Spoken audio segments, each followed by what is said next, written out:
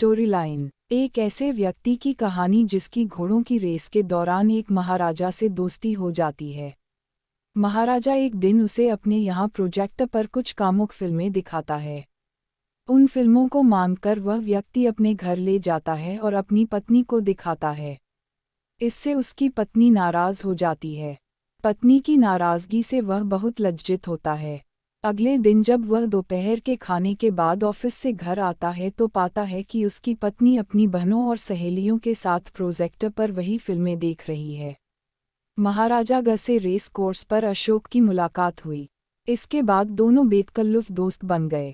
महाराजा ग को रेस के घोड़े पालने का शौक ही नहीं खबत था। उसके अस्तबल में अच्छी से अच्छी नस्ल का घोड़ा मौजूद था और महल में जिसके गुंबद रेस कोर्स से साफ दिखाई देते थे। तरह तरह के अजायब मौजूद थे। अशोक जब पहली बार महल में गया तो महाराजा ग ने कई घंटे सर्फ करके उसको अपने तमाम नवादिर दिखाए। ये चीज़ें जमा करने में महाराजा को सारी दुनिया का दौरा करना पड़ा था।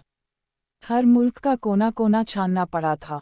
अशोक बहुत मुतासिर हुआ। चुनांचे उसने नौजवान महाराजा ग के ज़ौक़ इंतिखाब की खूब दाद दी। एक दिन अशोक घोड़ों के टप लेने के लिए महाराजा के पास गया तो वो डार्क रूम में फिल्म देख रहा था। उसने अशोक को वहीं बुलवा लिया। 67 मिलीमीटर फिल्म थे जहां महाराजा ने खुद अपने कैमरे से लिए थे।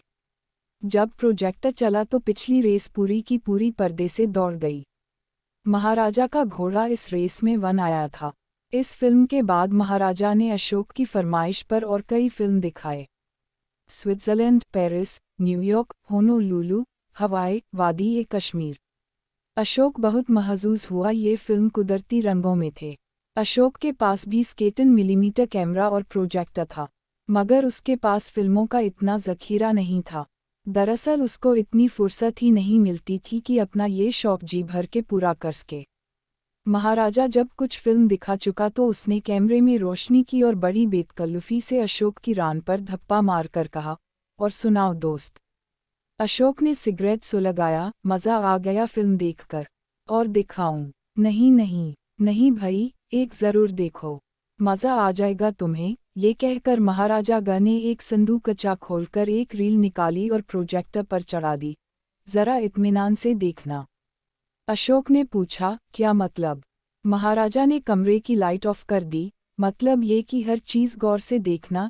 ये कहकर उसने प्रोजेक्टर का स्विच दबा दिया। पर्दे पर चंद लम्हात सिर्फ सफ़ेद रोशनी थरथराती रही, फिर एकदम तस्वीरें शुरू हो गईं। एक अलिफ नंगी औरत सोफे पर लेटी थी। दूसरी सिंगार मेज़ के पास खड़ी अपने बाल संवार रही थी।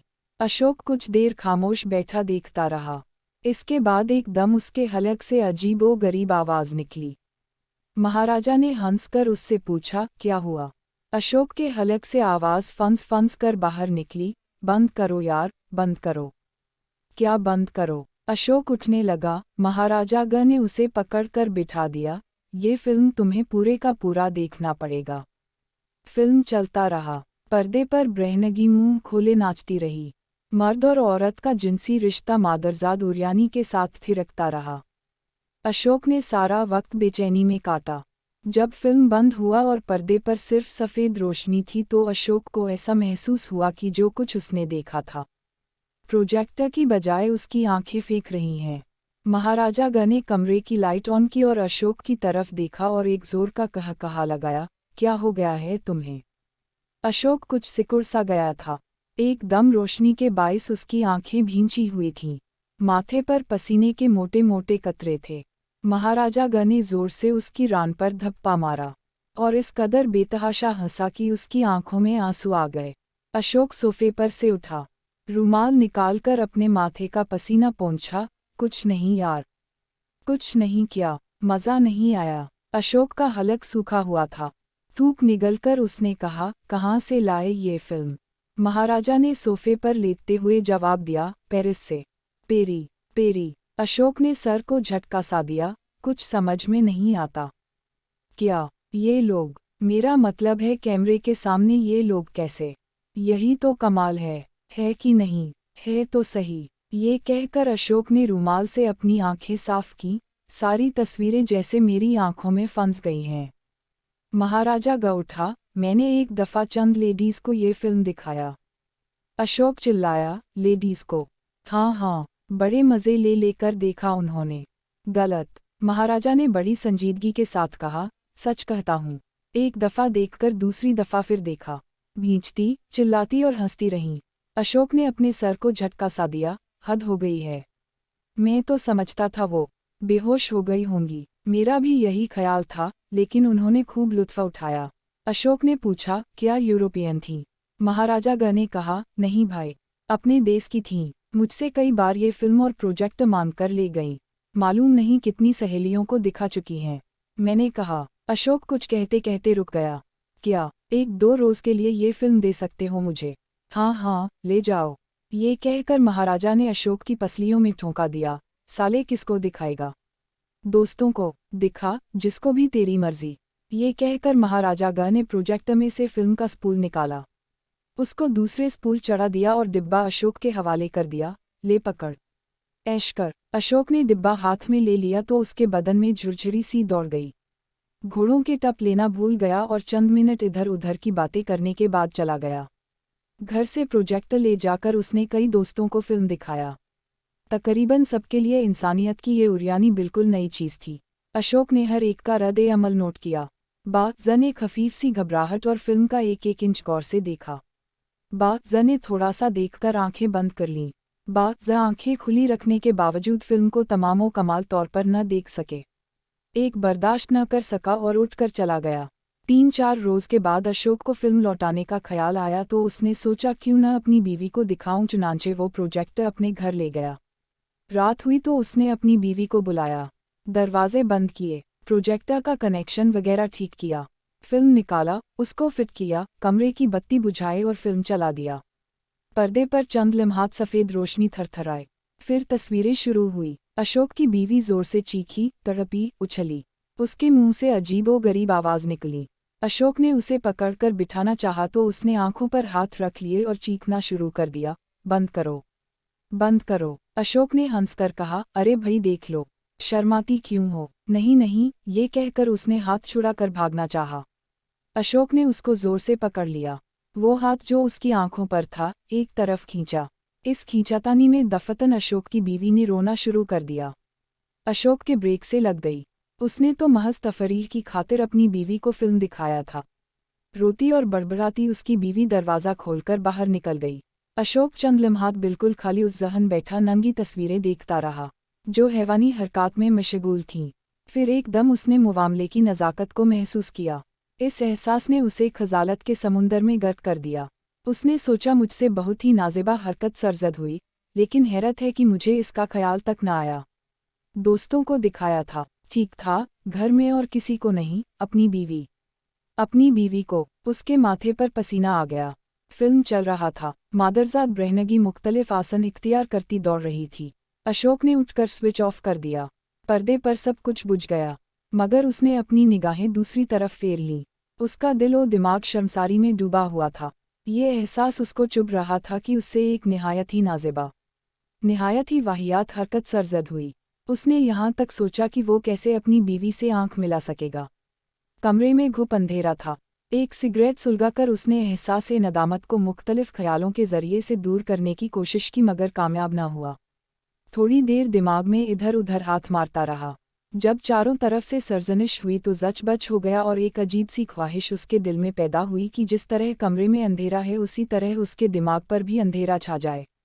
बार बार उसे ये चीज़ सता रही थी, ऐसी वाहियात हरकत और मुझे ख्याल तक न आया। फिर वो सोचता, बात अगर सास तक पहुंच गई, सालियों को पता चल गया, मेरे मुतल्लिक क्या राय कायम करेंगे ये लोग कि ऐसे गिरे हुए अखलाक का आदमी निकला।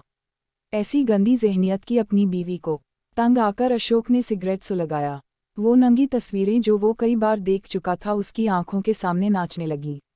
उनके अकब में उसे अपनी बीवी का चेहरा नजर आता, हैरान और परेशान, जिसने जिंदगी में पहली बार उफूनत का इतना बड़ा ढेर देखा हो। सर झटक कर अशोक उठा और कमरे में टहलने लगा, मगर इससे भी उसका इस्तिराब दूर न हुआ। थोड़ी देर के बाद वो दबे पांव कमरे से बाहर निकला। साथ वाले कमरे में झांक कर देखा, उसकी बीवी मुंह सर लपेटकर लेटी हुई थी। काफ़ी देर खड़ा सोचता रहा कि अंदर जाकर मुनासिब व मौजू अल्फाज में उससे माफ़ी मांगे, मगर खुद में इतनी जुर्रत पैदा न कर सका। दबे पांव लौटा और अंधेरे कमरे में सोफे पर लेट गया। देर तक जागता रहा, आखिर सो गया। सुबह सवेरे उठा, रात का वाकया उसके ज़हन में ताज़ा हो गया। अशोक ने बीवी से मिलना मुनासिब न समझा और नाश्ता किए बगैर निकल गया। ऑफिस में उसने दिल लगाकर कोई काम न किया। ये एहसास उसके दिलो दिमाग के साथ चिपक कर रह गया था। ऐसी वाहियात हरकत और मुझे ख्याल तक न आया। कई बार उसने घर बीवी को टेलीफोन करने का इरादा किया, मगर हर बार नंबर के आधे हिंद से घुमाकर रिसीवर रख दिया। दोपहर को घर से जब उसका खाना आया तो उसने नौकर से पूछा, मीम साहब ने खाना खा लिया? नौकर ने जवाब दिया, जी नहीं, वो कहीं बाहर गए हैं। कहाँ? मालूम नहीं साहब। कब गए थे? 11 बजे। अशोक का दिल धड़कने लगा। भूख गायब हो गई। 2-4 निवाले खाए और हाथ उठा लिया। उसके दिमाग में हलचल मच गई थी। तरह तरह के ख्यालात पैदा हो रहे थे। 11 बजे, अभी तक लौटी नहीं। गई कहाँ है? माँ के पास। क्या वो उसे सब कुछ बता देगी? ज़रूर बताएगी। माँ से बेटी सब कुछ कह सकती है। हो सकता है बहनों के पास गई हो। सुनेंगी तो क्या कहेंगी? दोनों मेरी कितनी इज्जत करती थीं, जाने बात कहाँ से कहाँ पहुँचेगी। ऐसी वाहियात हरकत और मुझे ख्याल तक न आया। अशोक ऑफिस से बाहर निकल गया। मोटर ली और इधर उधर आवारा चक्कर लगाता रहा। जब कुछ समझ में न आया तो उसने मोटर का रुख घर की तरफ फेर दिया। देखा जाएगा जो कुछ होगा। घर के पास पहुंचा तो उसका दिल जोर जोर से धड़कने लगा। जब लिफ्ट एक धचके के साथ ऊपर उठी तो उसका दिल उछलकर उसके मुंह में आ गया। लिफ्ट तीसरी मंजिल पर रुकी। कुछ देर सोचकर उसने दरवाज़ा खोला। अपने फ्लैट के पास पहुंचा तो उसके कदम रुक गए। उसने सोचा कि लौट जाए, मगर फ्लैट का दरवाज़ा खुला और उसका नौकर बीड़ी पीने के लिए बाहर निकला। अशोक को देखकर उसने बीड़ी हाथ में छुपाई और सलाम किया। अशोक को अंदर दाखिल होना पड़ा। नौकर पीछे पीछे आ रहा था। अशोक ने पलटकर उससे पूछा, मीम साहब कहाँ हैं? नौकर ने जवाब दिया, अंदर कमरे में। और कौन है? उनकी बहनें साहब, कोलाबे वाले साहब की मीम साहब और वो पार्टी बाइयाँ। ये सुनकर अशोक बड़े कमरे की तरफ बढ़ा। दरवाज़ा बंद था। उसने धक्का दिया। अंदर से अशोक की बीवी की पतली मगर तेज आवाज़ आई, कौन है? नौकर बोला, साहब। अंदर कमरे में एकदम गड़बड़ शुरू हो गई। चीखें बुलंद हुईं, दरवाज़ों की चटखनियाँ खुलने की आवाज़ें आईं। खटखट, फटफट हुई।